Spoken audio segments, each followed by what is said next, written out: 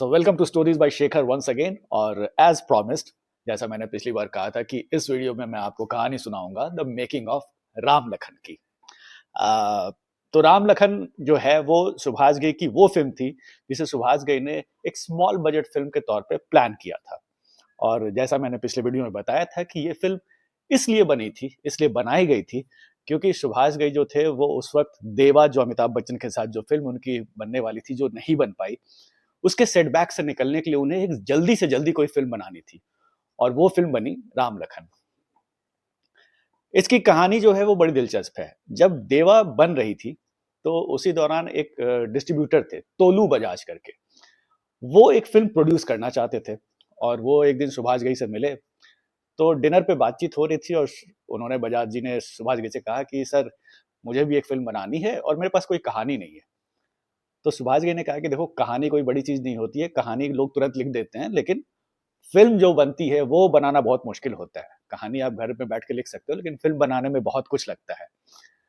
तो बजाज ने कहा कि कैसे, मतलब कोई स्टोरी अगर आपके पास है तो बताइए। तो सुभाष घई ने बस बैठे बैठे एक ऐसे ही कहानी बना दी कि एक औरत है, उसके साथ उसके पति को उसके भाइयों ने मार दिया है और ये औरत जो है वो अपने बच्चों को पालती है, उन्हें ट्रेन करती है कि अपने जो भी उनके साथ जुल्म हुआ है उसका बदला लेने के लिए। और जो दोनों बच्चे हैं वो पुलिस ऑफिसर बन जाते हैं। हालांकि जो दोनों पुलिस ऑफिसर तो हैं, लेकिन एक ईमानदार पुलिस ऑफिसर है और एक बेईमान पुलिस ऑफिसर है, लेकिन दोनों में फैमिली बॉन्डिंग बहुत जबरदस्त है। और इसी वजह से दोनों मिल करके अपनी माँ के साथ हुए जुल्म का बदला लेते हैं। कहानी में वैसे कोई बहुत ज्यादा नयापन नहीं था, ऐसी कहानी पहले भी हमने बहुत सारी फिल्मों में देख रखी थी। चाहे वो दीवार का शशि कपूर या अमिताभ बच्चन की स्टोरी हो, मदर इंडिया हो, गंगा जमुना हो, औरत हो, तो ऐसी कहानी कोई बहुत बड़ी नहीं थी। लेकिन सुभाष घई हमेशा कहते थे कि कहानी हो सकता है पहली सुनी हुई हो, लेकिन उसका ट्रीटमेंट कैसा होगा वो बहुत मैटर करता है। एक ही कहानी को आप अलग तरीके से बना सकते हो, जैसे शोले को ही आप कर्मा के फॉर्म में भी बना सकते हो, गंगा जमुना को आप दीवार की तरह बना सकते हो, बिल्कुल अलग सेटअप में। तो ये सारी बातें सुभाष घई ने उनको समझाई। उन्होंने कहा कि ठीक है, मैं इस पे सोचता हूँ। उसके बाद फिर क्या हुआ कि सुभाष घई देवा बनाने लगे, लेकिन अनफॉर्चुनेटली देवा जो है वो बनी नहीं। अब सेटबैक बहुत ज्यादा था सुभाष घई को। जैसा मैंने बताया ही था कि उन्हें डिप्रेशन होने लगा था, तो उनकी वाइफ जो थी रेहाना, उन्होंने कहा कि तुम जल्दी से एक फिल्म बनाओ, नहीं तो ये जो डिप्रेशन जो है वो तुम्हें अंदर से अंदर अंदर अंदर खा जाएगा। तो सुभाष घई ने सोचा कि चलो छोटे ही बजट की फिल्म बना लेते हैं, लेकिन थोड़ा मेरा दिमाग ऑक्यूपाइड रहेगा, मैं काम में मशरूफ रहूंगा, तो मैं देवा के बारे में ज्यादा सोचूंगा नहीं। जो सुभाष घई ने कहानी सुनाई दो भाइयों की, दरअसल सुभाष घई के दिमाग में वो कहानी इसलिए भी आई क्योंकि उस वक्त वो अपने भाई से बहुत ज्यादा अटैच थे और अपने भाई को भी as an independent producer establish करने की कोशिश कर रहे थे। उनके भाई का नाम है अशोक घई, जो कि कर्ज के टाइम में उनके असिस्टेंट प्रोड्यूसर थे और कर्मा वगैरह में भी उनके साथ ही काम किया था। तो उनके लिए वो सुभाष घई भी चाह रहे थे कि उनकी भी एक कंपनी सेटअप हो जाए, जैसे सुभाष घई की मुक्ता आर्ट्स थी वैसे इनकी भी एक कंपनी हो जाए। तो अशोक घई के लिए उनकी एक सिस्टर, मुक्ता आर्ट्स का सिस्टर कंसर्न एक बना सुनेहा आर्ट्स, जो कि अशोक घई उसके मालिक होने वाले थे। और सुभाष घई ने तोलू बजाज, जिनको वो कहानी सुनाई थी, उनको एक बार कॉल किया और कहा कि मैंने जो आपको स्टोरी सुनाई थी, आप उस पर पिक्चर बना रहे हो क्या? तो उन्होंने कहा नहीं, अभी तो मैं नहीं बना रहा हूँ, क्योंकि मेरे से तो बनने वाली फिल्म नहीं है, फिल्म मेकिंग बहुत टफ बिजनेस है। तो सुभाष घई ने कहा कि ठीक है, तो वो कहानी मैं फिर अपने भाई के फिल्म के लिए यूज कर रहा हूँ। उन्होंने कहा हाँ बिल्कुल, आप शौक से ले लीजिए, आप ही की कहानी है, आपको जैसे यूज करना है, जैसे बनाना है बना लीजिए। तो फिर सुनेहा आर्ट्स पे राम लखन के लिए काम चालू हुआ। राम लखन को पहले डायरेक्ट अशोक घई ही करने वाले थे, लेकिन क्या हुआ कि जो देवा का जो पूरा यूनिट था, वो चूंकि देवा बंद हो गई, तो वो राम लखन पे काम करने लगी। और जो पूरी यूनिट में जितने भी लोग थे, उनको ये प्रॉमिस किया गया था कि वो सुभाष घई की फिल्म करने वाले हैं। तो यूनिट वाले थोड़े से इस बात से नाराज थे कि हम तो सुभाष घई की फिल्म करने वाले थे, अब अशोक घई डायरेक्ट कर रहे हैं। तो वो चाहते थे कि सुभाष घई डायरेक्टर बने और हम लोग उनके अंडर काम करें, सीखने का मौका मिल रहा है उनसे। तो सुभाष घई ने फिर प्लान चेंज किया और फिर ये इस फिल्म के डायरेक्टर बन गए, प्रोड्यूसर अशोक घई रह गए। सुभाष घई ने फिर से सारे जितने भी उनके पुराने लोग थे सबको बुलाया, आनंद बख्शी, लक्ष्मीकांत प्यारेलाल, क्योंकि ये फिल्म में पहले आर डी बर्मन म्यूजिक देने वाले थे। तो आर डी बर्मन को भी एक चिट्ठी लिख करके सुभाष घई ने कह दिया कि सर, इस फिल्म का म्यूजिक रहने देते हैं, आगे किसी फिल्म में काम करेंगे। हालांकि कोई ऐसी फिल्म बनी ही नहीं जिसमें कि आर डी बर्मन ने सुभाष घई की फिल्म में म्यूजिक दिया हो। तो लक्ष्मीकांत प्यारेलाल, आनंद बख्शी सब साथ में आ गए और फिर से उन्हें सुभाष घई ने फिर अपने जो दोनों जो सिपाही थे उनके, जैकी श्रॉफ और अनिल कपूर, जिनको इन्होंने अच्छे से लॉन्च किया था, उनको बोला कि भाई एक फ़िल्म बना रहा हूँ मैं और ज़रूरत है मुझे तुम्हारी, क्योंकि मैं अभी थोड़े खराब फेज़ से गुज़र रहा हूँ। तो जैकी श्रॉफ, अनिल कपूर तो एनी टाइम, वो तो सुभाष घई के लिए कुछ भी करने को तैयार थे, क्योंकि उनका बहुत बड़ा कंट्रीब्यूशन था इन दोनों के करियर में। क्योंकि जिस तरीके की फ़िल्में उन लोगों के लिए सुभाष घई ने बनाई थी, कर्मा हो या मेरी जंग हो या हीरो हो, तो वो तैयार थे कि कोई कैसी भी फ़िल्म हो, हम तो कर ही लेंगे आपके साथ। उसका एक और रीज़न था क्योंकि उन दोनों को सुभाष घई पे ट्रस्ट भी बहुत ज़्यादा था। जिस तरह का लॉन्च जैकी श्रॉफ को मिला था हीरो से, और जिस तरह की फ़िल्म मेरी जंग बनी थी जिसने अनिल कपूर को एस्टैब्लिश किया था एज़ अ मैच्योर एक्टर, तो उन्हें लगा था कि सुभाष घई तो कुछ भी अच्छा ही बनाएँगे और हमारे स्टेटस को और बड़ा ही कर देंगे। क्योंकि उस वक़्त भी जो थे वो दोनों का वो स्टेटस नहीं था जो कि अमिताभ या धर्मेंद्र या मिथुन चक्रवर्ती या और भी जो बड़े एक्टर थे, उन लोग के लेवल का स्टारडम अभी भी इन लोगों को मिला नहीं था। तो चाहते थे कि अगर सुभाष घई के साथ काम करेंगे तो थोड़ा हमारा और भी नाम हो जाएगा। तो ये दोनों आ गए। अच्छा, ये कहानी थी एक माँ और उसके 2 बेटों की, और माँ का कैरेक्टर बहुत पावरफुल था। ये कोई ऐसी दुखियारी बेचारी माँ नहीं थी। ये ऐसी माँ थी जो कि अपने बच्चों को वो ट्रेन करती है कि तुम्हारे साथ जो बुरा हुआ है उनको बदला लेने के लिए प्रोत्साहित करना, ये सारी चीज़ें थी। तो जिस तरह का कैरेक्टर कर्मा में दिलीप कुमार का था, या विधाता में दिलीप कुमार का था, वो उसके ही एट पार ये कहानी में इस कैरेक्टर को रखना चाहते थे सुभाष घई। और चूँकि सुभाष घई ने राखी को देखा था बरसात की एक रात, और शक्ति एक टाइम पे करते हुए कि वो हीरोइन भी बन सकती हैं और माँ भी बन सकती हैं, तो उन्हें लगा कि इस कैरेक्टर के साथ जस्टिस जो है वो राखी गुलज़ार ही कर सकती है। तो उन्होंने उनको अप्रोच किया और बताया कि ये इस तरह से कहानी है, और कहानी का बिल्डअप भी बताया कि आप जो हैं, आपके पति की डेथ हो जाती है, और फिर वो, और मतलब उनकी डेथ के बाद भी वो रोती नहीं है, वो और स्ट्रॉन्ग बन के उभरती हैं। अगर आपने वो सीन देखा होगा कि जब वो, उनके हस्बैंड मरते हैं, फिर उसके बाद वो जाके एक नहाती हैं ठंडे पानी से बिल्कुल, और फिर वो पानी जो है वो बह करके नाली में जा रहा है और वो लाल-लाल सा हो रहा है, तो इस तरह से एस्टैब्लिश किया गया है कि वो खून से नहा रही हैं। तो ये सारी चीज़ें, एलिमेंट्स सुभाष घई ने डाली थी और इस कैरेक्टर को काफ़ी पावरफुल बनाया था। इसके अलावा बहुत सारे एक्टर्स, जैसा मैंने कहा कि अमरीश पुरी के साथ इनका कम्फर्ट लेवल था ही, उनको बुला लिया। अनुपम खेर जिन्होंने कर्मा में डॉक्टर डैंग किया था, उनको भी बुला लिया। मतलब सुभाष घई आस-पास ऐसे लोग चाहते थे जिनके साथ इनका एक कम्फर्ट लेवल हो, क्योंकि वो थोड़े से अभी उस वक़्त परेशान चल रहे थे। तो सारे एक्टर्स इनके साथ काम करने के लिए तैयार थे और सब लोग आ भी गए। राम लखन की कहानी जो थी वो छोटी-सी लिखी हुई थी, और मतलब बहुत सारे सीन्स तो सेट पे ही प्रोग्रेस किए गए, सेट पे ही ऐड किए गए। क्योंकि पहले ये छोटी फ़िल्म थी, जैसा मैंने स्टार्टिंग में बताया, वो स्मॉल बजट की फ़िल्म होने वाली थी। लेकिन धीरे-धीरे जब और भी एक्टर्स आने लगे, जुड़ते गए, तो ये फ़िल्म बड़ी हो गई। स्मॉल बिग फ़िल्म बन गई है। इसी में जैसे अगर आप देखो तो गुलशन ग्रोवर का तो नाम भी नहीं था फ़िल्म में, गुलशन ग्रोवर इस फ़िल्म के पार्ट ही नहीं थे। लेकिन चूँकि सुभाष घई के बारे में जब मीडिया में छप रहा था कि सुभाष घई एक नई फ़िल्म बना रहे हैं, तो हर एक्टर इनसे, इनके यहाँ अटेंडेंस लगाता था कि हमें भी इस फ़िल्म में ले लीजिए। तो उसी तरह से गुलशन ग्रोवर भी बहुत, क्योंकि शक्ति कपूर तो इनके साथ काम कर चुके थे कर्मा में और हीरो में, गुलशन ग्रोवर को चांस नहीं मिला था। और गुलशन ग्रोवर रिक्वेस्ट कर रहे थे कि प्लीज़ मुझे भी एक छोटा-सा रोल दो, भले ही छोटा-सा रोल दे दो, लेकिन मुझे एक फ़िल्म में रोल दो। तो सुभाष घई ने कहा कि ज़रूर दूँगा, मेरे को सोचने दो। फिर दूसरे दिन क्या हुआ कि गुलशन ग्रोवर बड़ी-बड़ी दाढ़ी लगा करके उनके ऑफ़िस पहुँच गए।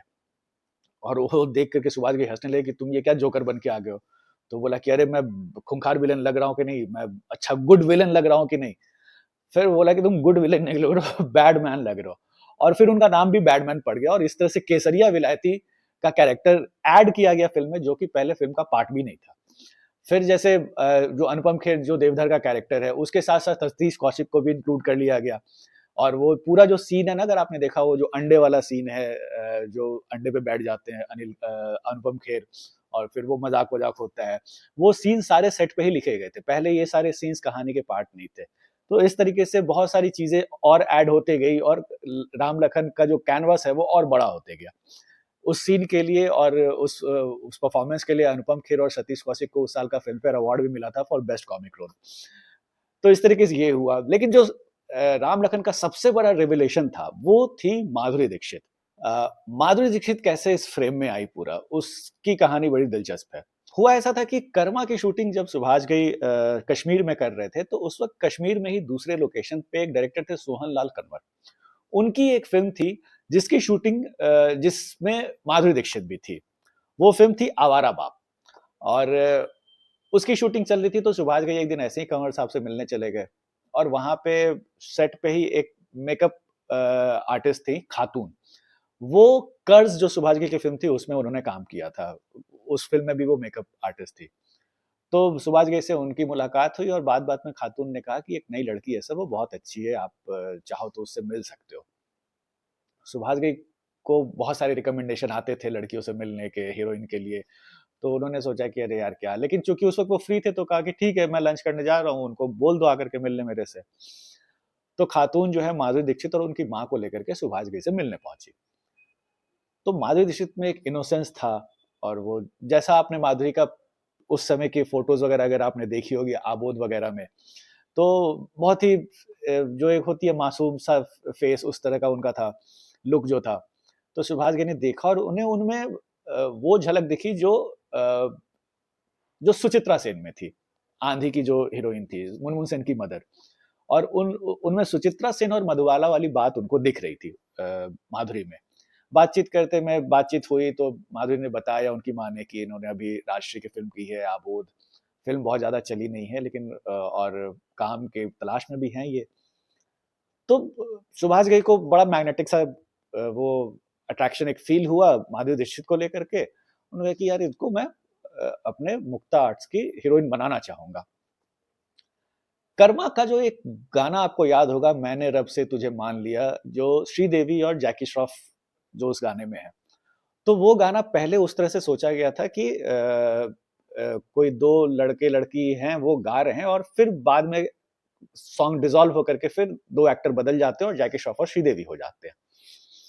तो पहले प्लान ये किया था सुभाष घई ने कि ये जो दो लड़के लड़की गाएंगे और बाद में डिसॉल्व होगा तो इन लड़के लड़कियों में जो लड़की होगी वो माधुरी दीक्षित को रख लेते हैं, जो कि बाद में वो सीन कट के वो श्रीदेवी बन जाएगी।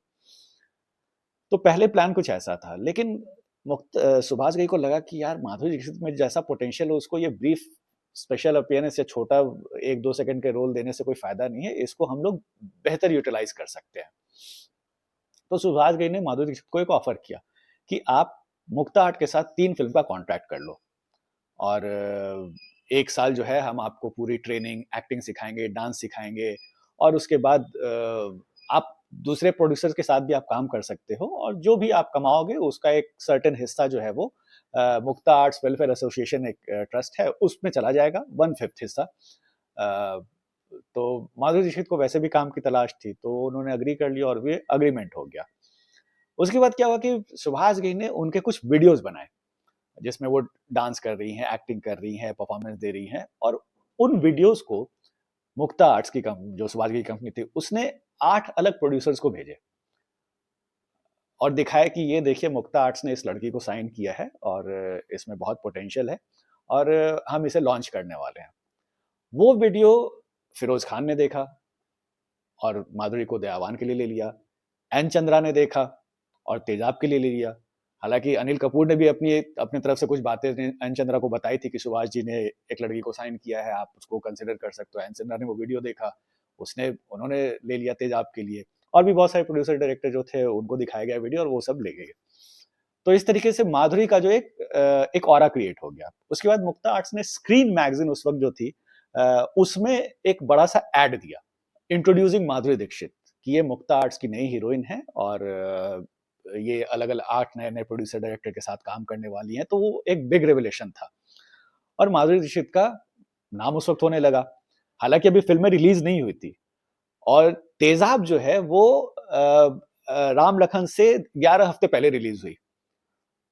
तो तेजाब जब रिलीज हुई तो उस वक्त चूंकि तेजाब बड़ी हिट हो गई थी, पहले प्लान था कि राम लखन पहले रिलीज होती लेकिन अनफॉर्चुनेटली तेजाब पहले रिलीज हो गई।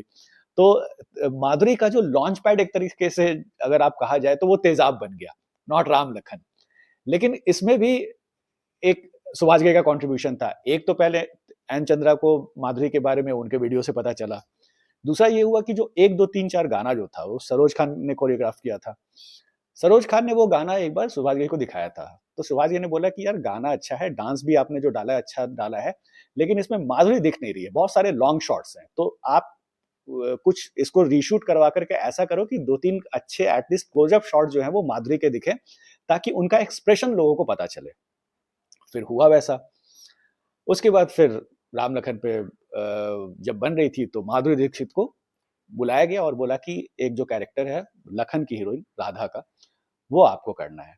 क्योंकि वो कैरेक्टर भी कुछ उस तरह का था, सीधी-सादी थी, देवधर की लड़की थी और उनका जो लखन जो है वो दूर चला गया है, तो थोड़ी उदास है। क्योंकि जो गीता का जो कैरेक्टर था डिम्पल कपाड़िया, उस पर्सोना पे माधुरी फिट नहीं बैठ रही थी। तो राधा के लिए माधुरी दीक्षित को साइन किया गया। साइनिंग हो गई। अच्छा, जब मुक्ता आर्ट्स के लिए जब फ़िल्म का एग्रीमेंट हुआ था माधुरी दीक्षित का, तो उस वक़्त सुभाष घई ने एक फ़िल्म लिखी थी, उत्तर दक्षिण, उसमें जैकी श्रॉफ थे और रजनीकांत थे और माधुरी दीक्षित थी। तो उसमें एक गाना था, उस गाने का कोरियोग्राफ़ी सरोज खान ने किया था। ये तेजाब से पहले की बात है। तो जब कोरियोग्राफ़ी कर रही थी तो सरोज खान ने एक दिन सुभाष घई को कॉल किया कि सर, ये जो नई लड़की आपने दे दिया है, इसे डांस वांस करना आता नहीं है। अब माधुरी दीक्षित ट्रेंड कथक डांसर थी और सरोज खान कह रही थी कि इसे डांस करने नहीं आता। तो सुभाष घई बोले कि ये क्या बात कर रही है भाई सरोज जी, वो तो ट्रेंड डांसर है। तो वो मिलने गए तो सरोज ने बताया कि इन्हें तो एक्सप्रेशन ही देना नहीं आता बिल्कुल भी। फिर माधुरी दीक्षित ने कहा कि सर, मैं कथक की डांसर हूँ, डांस में कर सकती हूँ, मूवमेंट में कर सकती हूँ, लेकिन ये फिल्म का जो आप बता रहे हो कि एक्सप्रेशन दे करके डांस करना, वो मुझे समझ नहीं आ रहा।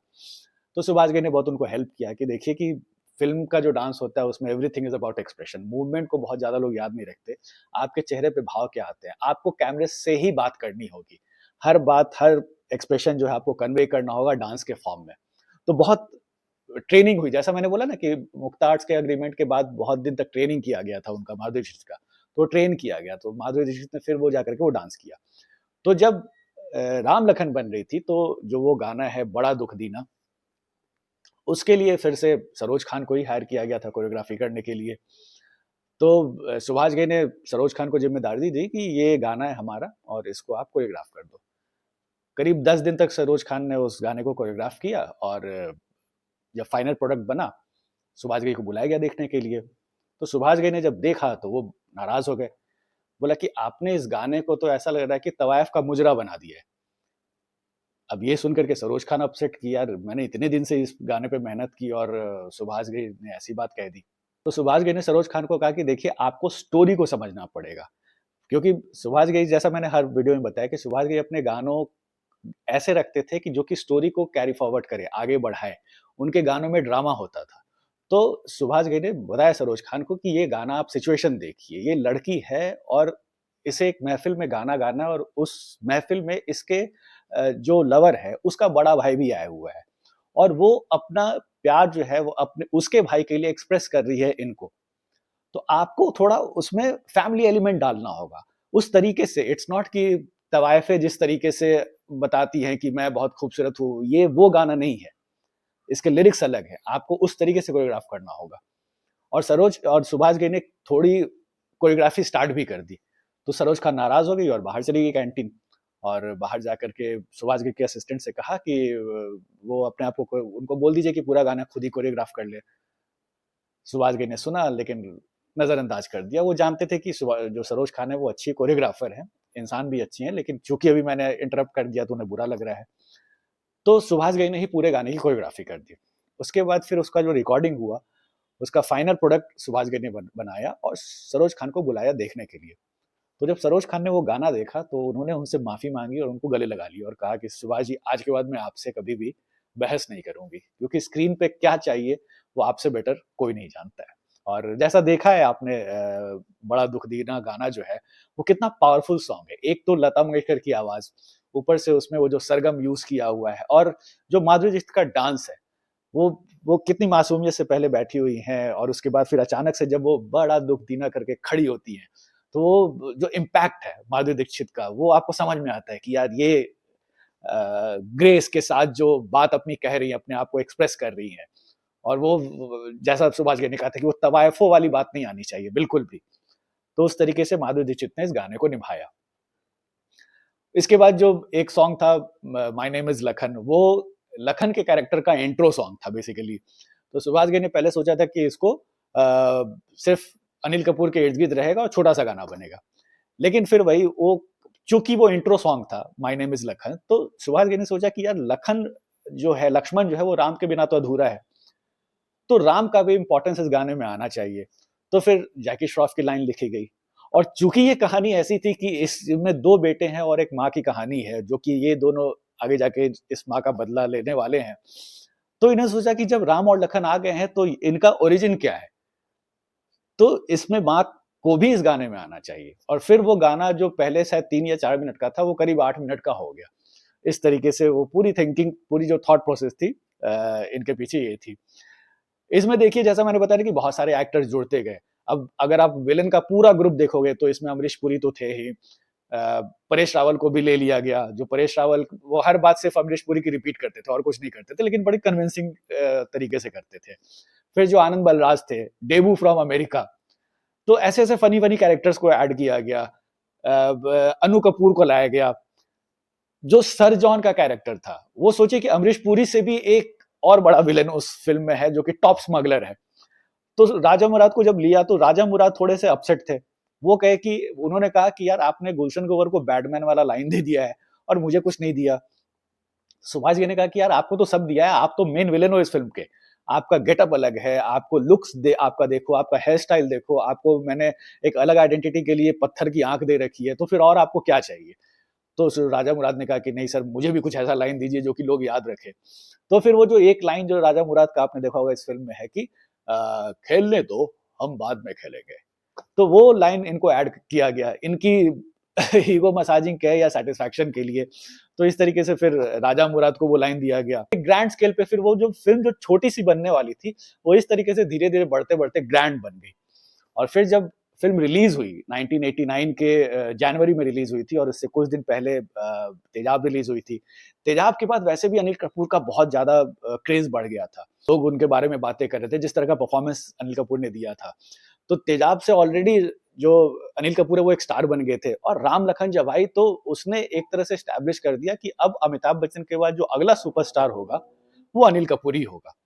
और लोग उन्हें नेक्स्ट सुपरस्टार बोलने भी लगे थे। अनफॉर्चुनेटली अनिल कपूर उस मोमेंटम को बहुत ज़्यादा आगे तक कैरी फॉरवर्ड नहीं कर पाए, क्योंकि जब 2-3 साल के बाद रूप की रानी चोरों का राजा आई, उसके बारे में बहुत बज़ था, और वो फ़िल्म जब फ्लॉप हो गई, तो फिर अनिल कपूर के करियर के लिए वो बहुत बड़ा सेटबैक, और उसने अनिल कपूर के ग्रोथ को थोड़ा पीछे कर दिया। क्योंकि फिर 90s मिड 90s में शाहरुख, आमिर लोग ने आकर के टेक ओवर कर लिया, और जो मोमेंटम अनिल कपूर ने पकड़ा था, वो आगे बढ़ नहीं पाया। हालाँकि माधुरी दीक्षित को बहुत फ़ायदा हुआ राम लखन का। ये एक तो ये जो बड़ा दुःख दीना सॉन्ग है, उसने बहुत बज़ क्रिएट किया, और उनका परफ़ॉर्मेंस भी जो था, जो इनोसेंस जो माधुरी दीक्षित के चेहरे पे थी, उसने बहुत कमाल किया। माधुरी दीक्षित को एक तरीके से 90s का तो नंबर 1 स्टार बना ही दिया। तो ये थी कहानी राम लखन के बनने की। फ़िल्म जब रिलीज़ हुई तो बम्पर हिट हुई। उस साल की आई थिंक सबसे बड़ी हिट राम लखन ही थी, और इसके गाने बहुत अच्छे थे। मुझे तो वो तेरा नाम लिया तुझे याद किया गाना बहुत पसंद है। इसके अलावा ऑफ कोर्स बेखबर, बेकदर वाला जो सॉन्ग है वो देखिए। टाइटल सॉन्ग भी बहुत अच्छा था। तो आज थोड़ा वापस जाके आप रिवाइंड कर सकते हो, राम लगन देख सकते हो। तो ये कहानी जो थी राम लगन के बनने की, बहुत लोग सुनना चाहते थे। और अब आते हैं क्विज़ पे।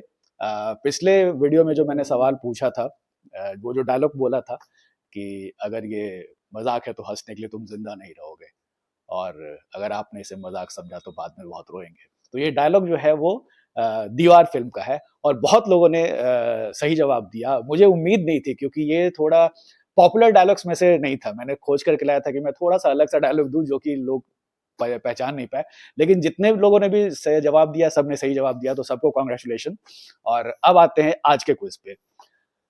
आज का डायलॉग, मंगल मंगल के दिन पैदा हुआ, मंगल के दिन पकड़ा गया, और मंगल को ही फांसी की सजा मिली। इसीलिए मंगल मरेगा भी तो मंगल को, लेकिन आज मंगल नहीं सोमवार है। आपको बताना ये किस फ़िल्म का है? जवाब दीजिए कमेंट बॉक्स में, और फिर मिलते हैं नेक्स्ट वीडियो में। Thanks for watching.